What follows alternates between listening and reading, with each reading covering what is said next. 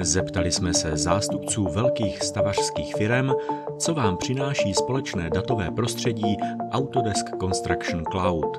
Na rozdíl od běžných cloudových úložišť vlastně společné datové prostředí obsahuje i nástroje pro práci s protokoly, jako je předání, schválení nebo připomínkování jednotlivých dokumentů. Takže v rámci společného datového prostředí jsou uložena jak vlastní data projektu, tak i komunikace nad těmito daty.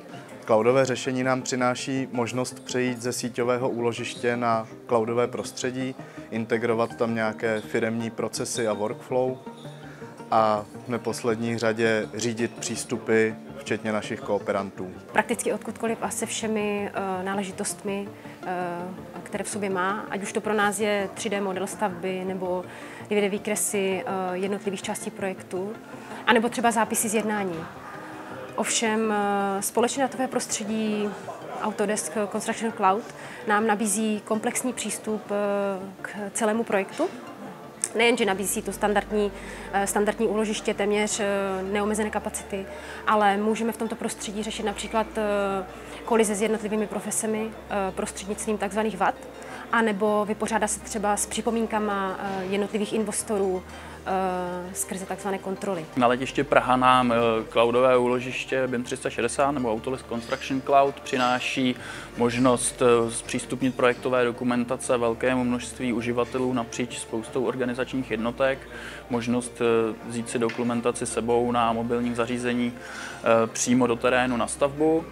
Zároveň odpadá nutnost manuální kontroly veškerých předávaných dokumentů našimi externími dodavateli s pomocí reportingu a kontroly pojmenování souborů na základě stanovené konvence. Všechna kontrola probíhá automatizovaně a odpadá tak velké množství manuální práce. Určitě umožňuje přístup k aktuálním informacím a datům jako v průběhu toho projektového procesu.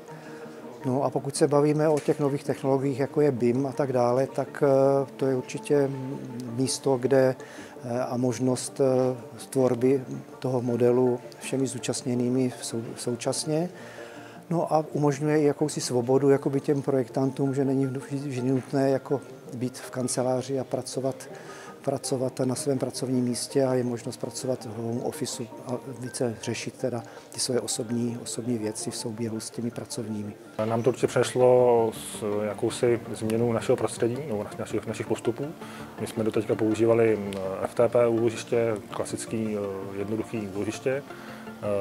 S přechodem na cloudové služby BIM 360 se nám procesy zrychlily, zjednodušily a dokážeme nabízet klientům i pro jejich nahlížení do dokumentace. Rychle nemusí mít žádné speciální programy, všechno funguje online, na cloudu.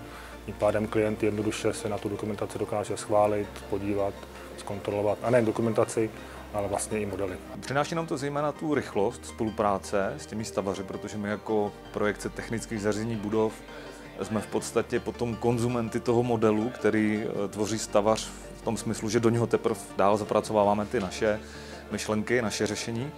A díky tomu cloudu je to prostě rychlé, pružné v tom, že při změně modelu stavebního my to hned vidíme, reagujeme na to. Autodesk Construction Cloud, dříve BIM 360, používáme ji včetně dalších modulů jako Coordination, Collaboration. Jsou to moduly pro práci na sdíleném informačním modelu a modul pro prostorovou koordinaci a aktivněji v A3 využíváme na všech projektech. Cloudové řešení nám přináší úsporu času i zjednodušení spolupráce mezi projektantem a stavbou. Ta základní myšlenka, kterou máme, je, že bychom ten projekt chtěli co nejlépe ovládnout ho tedy nejenom profesně, myslím technologicky a krásně od toho architekta, ale především finančně. To znamená, finance můžeme mít dobře pod kontrolou, pokud máme dobré informace, a my věříme, že ty dobré informace dostáváme vlastně prostřednictvím kvalitní projektové dokumentace, potažmo v souvislostech s BIMem ve 3D modelu a informace, které jsou s ním svázány.